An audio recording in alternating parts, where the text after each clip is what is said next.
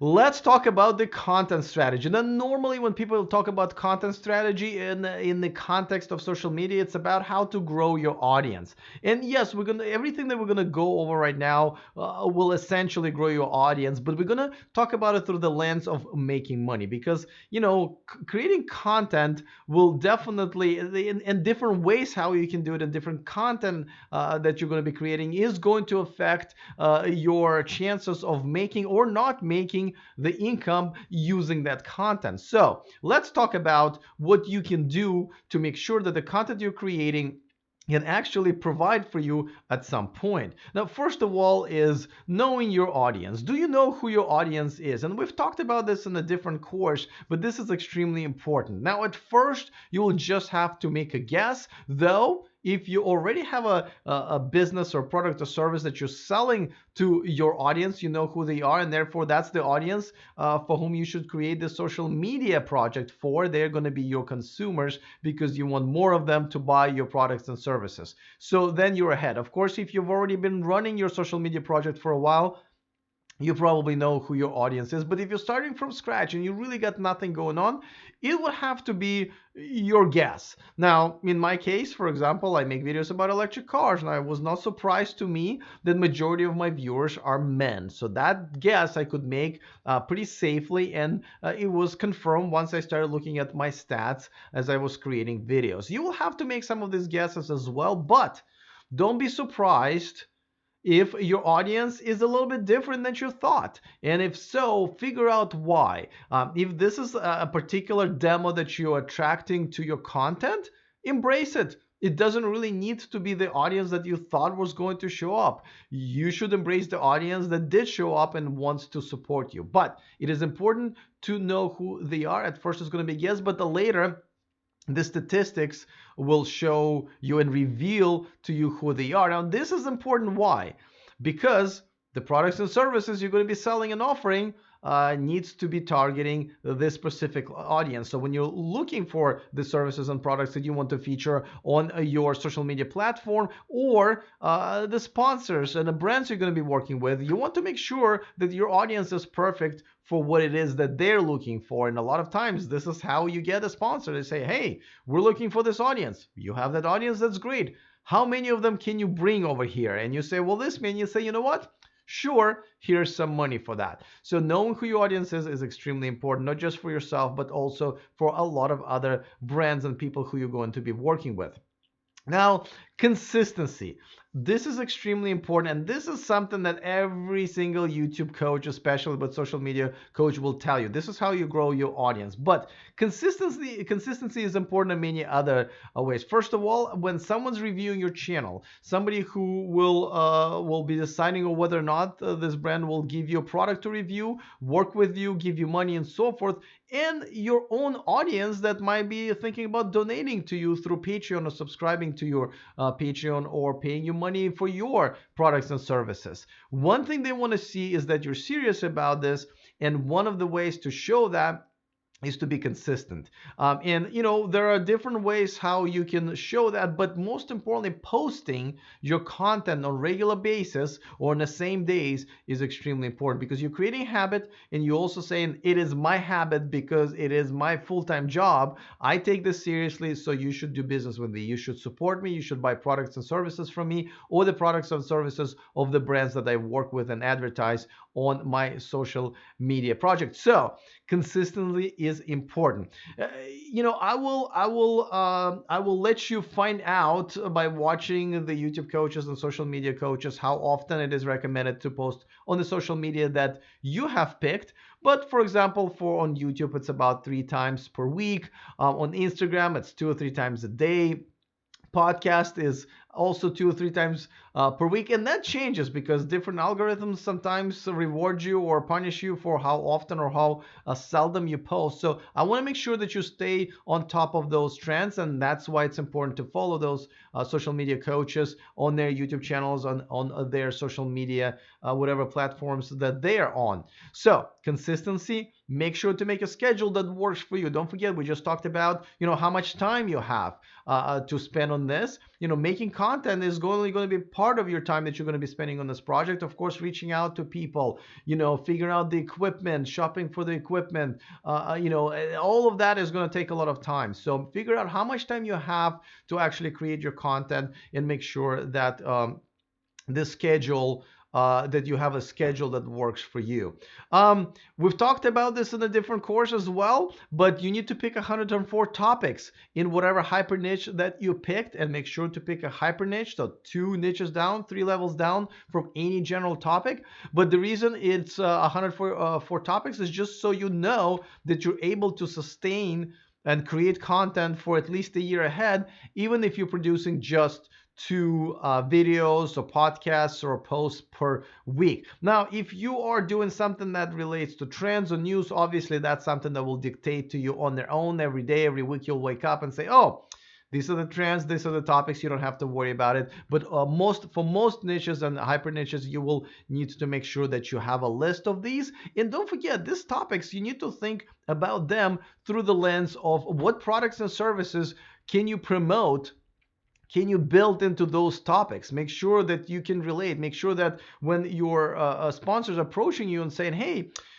how can we promote this service or this product? You say, there are a few different topics, different videos and podcasts or posts that I'm going to be doing that will be a perfect fit. We can feature your product as a product placement. So that is extremely important to think of your topics, not just so you can make content for the sake of making content, but so you can actually monetize it when you work with brands and maybe selling your own services and products. This definitely rings true to those of you who already have something going on. If you're a CPA and an attorney, or if you're selling some sort of cakes or goods, you already know that it is extremely important. Okay, so let's move on to the next one. It is format, and this kind of goes to what I was just saying earlier, is that the format in which you present your content to your viewers, listeners, readers, and so forth is important, because that format needs to allow for promotion of services, for soliciting donations and payment for your own subscriptions and so forth. So from the very beginning, you want to make sure to pick a format that works for you. For me, for example, it's having a logo of my sponsors in the corner of my videos. It is stopping my whatever it is that I'm talking about with a cliffhanger about 3, 4, 5 minutes into my video, and saying, before I go any further, I just want to let you know that this video and this channel is sponsored by, and then I talk about my sponsor. Also, there's a description of the video that I put some information about my sponsors. And of course, I build in, for example, asking for Patreon support. A lot of times I do it by featuring one of the latest Patreons that I have, and I put their name on the screen and say, hey, I just want to thank one of my latest Patreons. And a lot of people want to relate to this, and they say, oh, I could be one of them. And therefore, a lot of times they join because they want to be part of your community, part of your Patreon community, the special super fan crowd. So, but for that, you need to make sure that you create correct format. It's much harder with pictures, but it's obviously doable. With podcasts, of course, it's harder because you don't get the visual part of it. You can put a logo on a podcast. It all has to be done with sound, but there are quite a few different ways to achieve it, and you should figure out what it is up front. Efficiency. We've talked about this before, but efficiency is extremely important. I already talked about how the perfection is the enemy of the progress. So make sure that you're efficient. Make sure that you pick the format and have enough time to create the content that you need to create. If you think that you are not as good with setting up lighting and equipment and camera, and this is something that's really going to start weighing you down in order to produce content, make sure that you produce a content that you can just do with your phone camera, because that is much easier. And if that's your kryptonite, then make sure to do it with that. If memorizing a script is something that is a big deal to you and it's going to eat up a lot of your time, then consider just doing bullet points and just kind of walking your audience through it. And yes, you will make mistakes, but you'll get better at it with time, and you have to fail a little bit up front. And a lot of times you think you fail, but your audience actually think it's kind of cute that you're trying to do all of this, and they will definitely forgive you. As a matter of fact, a lot of your personality will probably come out, and it will be much less noticeable than you would think as possible perfectionist.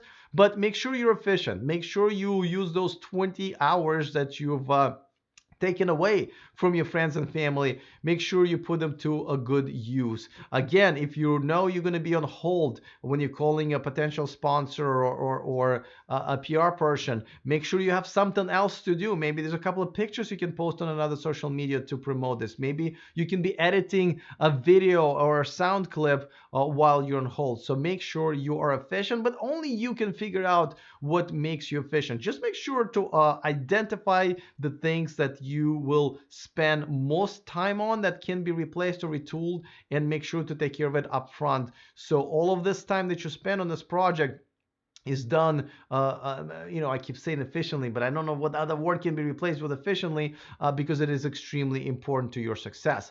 You'll have guests, and I strongly recommend to have guests. Whether you have a blog, you'll interview somebody, you'll have a guest writer. Of course, if you're a podcaster or a YouTuber, you'll have guests. If you're an Instagrammer, you'll have other people's stuff being featured or reshared on your feed. So make sure to network.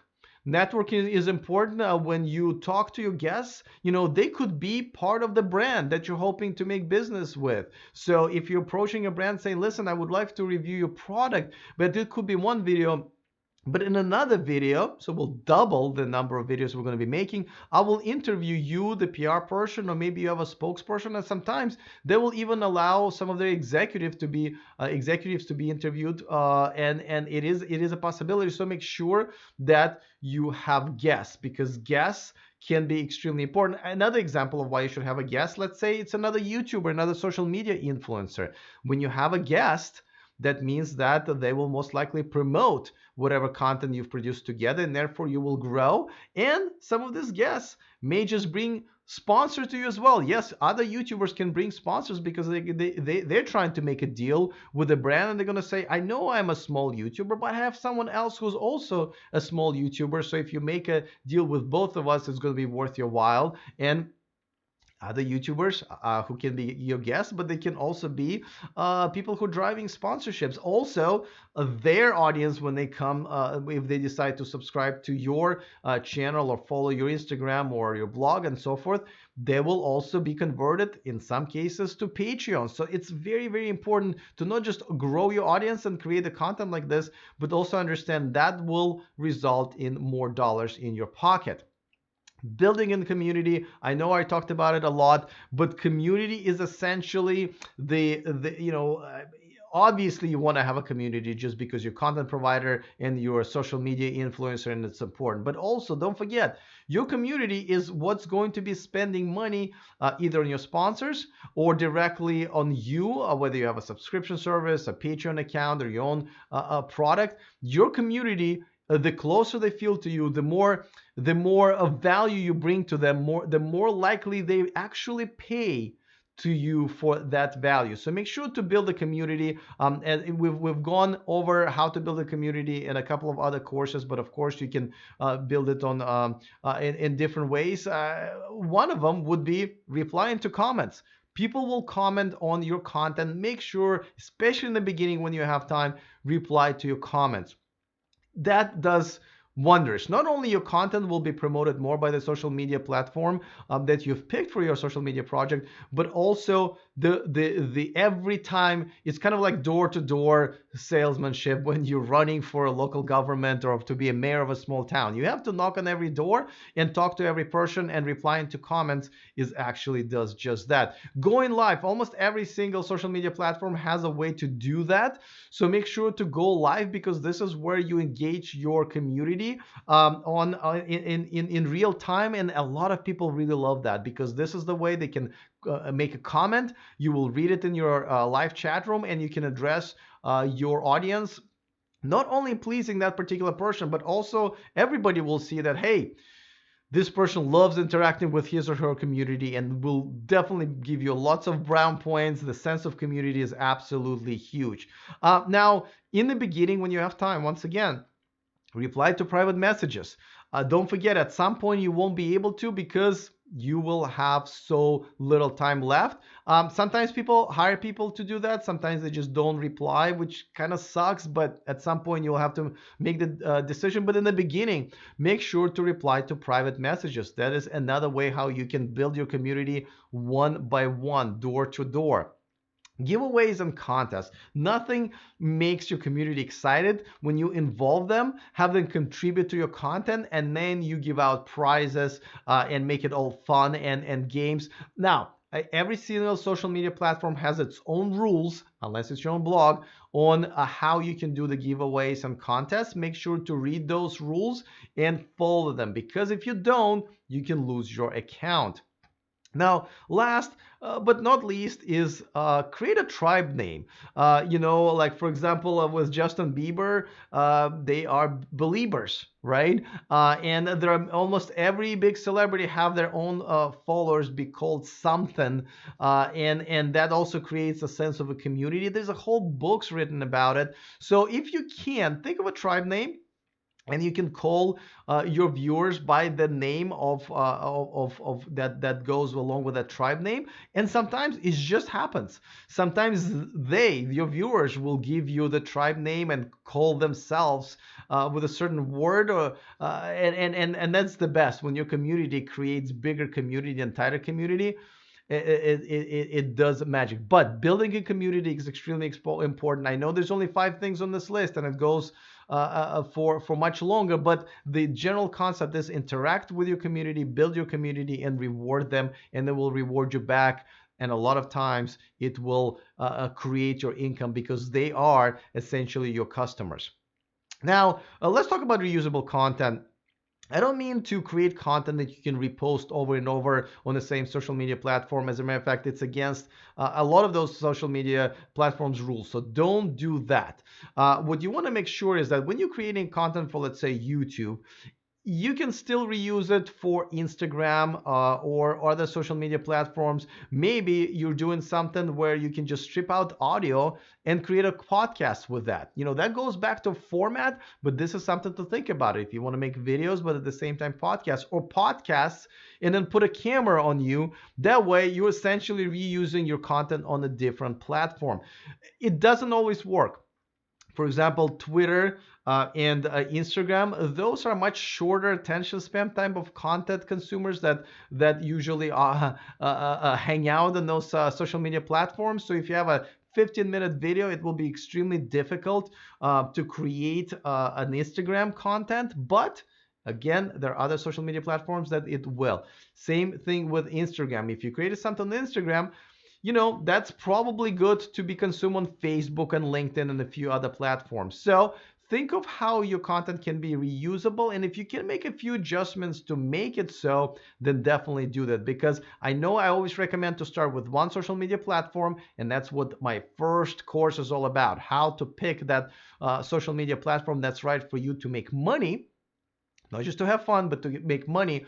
But it is also important because after that, you will be trying to support this social media platform community by creating the social media presence on other platforms, and the reusable content becomes extremely important down the road. So as you can see, this is all about planning from the very beginning. Now, let's talk about how to advertise, because you will be advertising products and services, whether they're yours or some other brands, or if it's going to be affiliate program, or it's going to be your own Patreon page. So you do need to figure out how to train almost your viewers to know that these are the ways how you're going to be promoting other content and services that are also useful to them. You want to make sure that you're kind of providing a service to them by introducing your audience to products and services in the same niche or hyper niche. Now, of course, first is the review videos. When you reach out to a brand, and sometimes you just spend your money and buy it.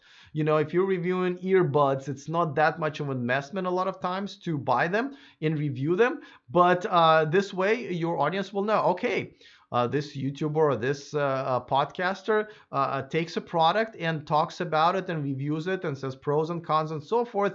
And boy, once you start working with the brands, they absolutely love review videos that you will create. Don't forget, you don't have to review just one product. You can kind of pin a few products, similar products against each other. The the versus videos are extremely popular, so make sure to make use of those. But make sure that your audience is trained and knows that this is your format.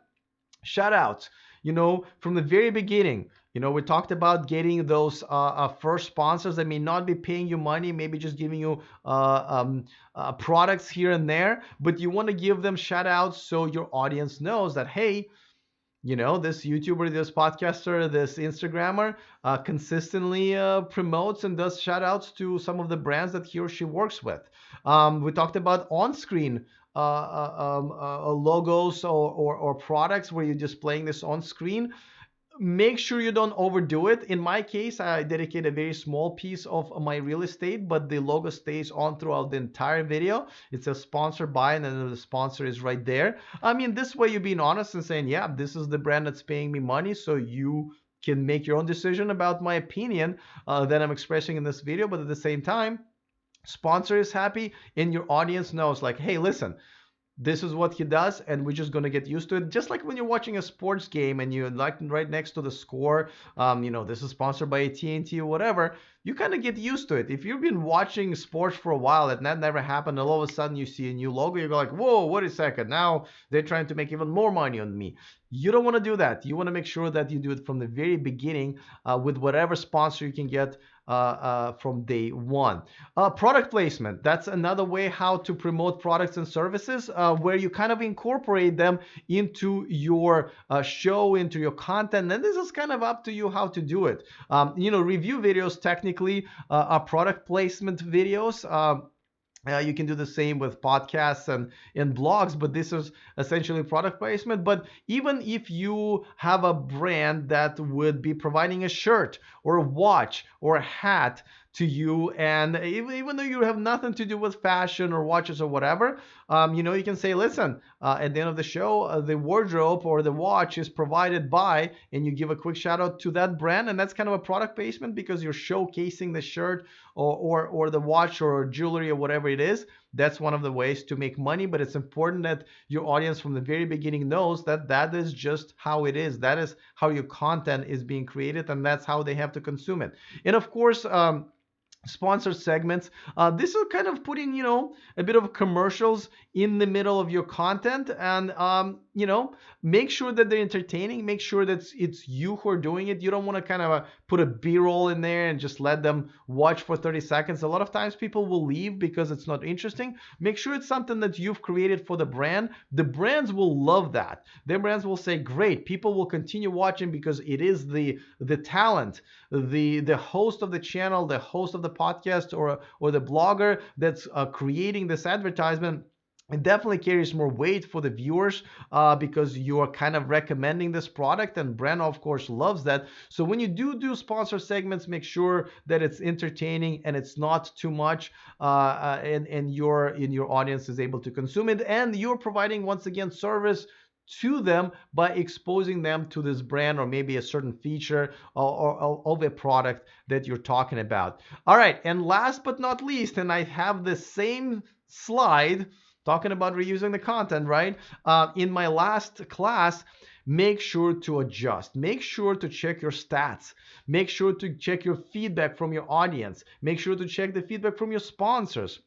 Make sure to look at the sales numbers. Make sure to see how much income you're generating. All of these numbers, all of the statistics, you may not like numbers, but you're going to have to. They will all tell you the story about how you're doing. Again, you might discover that your audience is different from what you thought it would be. You might discover that this type of videos or this type of content does much better than a different type of content you thought was going to be your bread and butter. You might end up realizing that if I feature this sponsor in this type of the content, I make so much more money if I feature that sponsor in that type of a content. All of this needs to be figured out, and you need to adjust little by little. You don't want to adjust everything at once because you don't know which adjustment worked and which one might have actually hurt you. So every time you notice something, make a small adjustment so you don't make things worse by too much. Because some adjustment, you will miss the cue from the statistics. We're like, well, I need to adjust this, and you do something and turns out it actually made things worse. So make sure you don't do anything drastic that you can roll back. So make little adjustments, and that way you will continue navigating your business plan that we talked about, the plan that you have from the very, very beginning, throughout your journey, and consistently making sure that you not only grow your audience, but you grow the right audience, you have the right partners and sponsors, and subscribers and Patreons. That way your income will be generated over time more and more. You want to make sure you grow it, and that's why adjustments are just so important. Make sure to check your ego at the door when you are reviewing the statistics, because a lot of times they will tell you something you don't like. Let me mention one more thing. It's called A/B testing. This is for thumbnails, a lot of times for YouTube. You absolutely must do. A lot of times you should use the tool called TubeBuddy.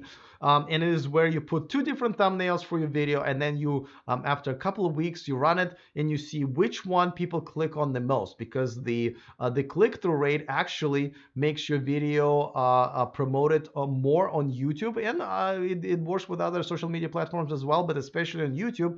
And a lot of times you said, oh, I love this. I spent so much time creating this thumbnail. It looks amazing.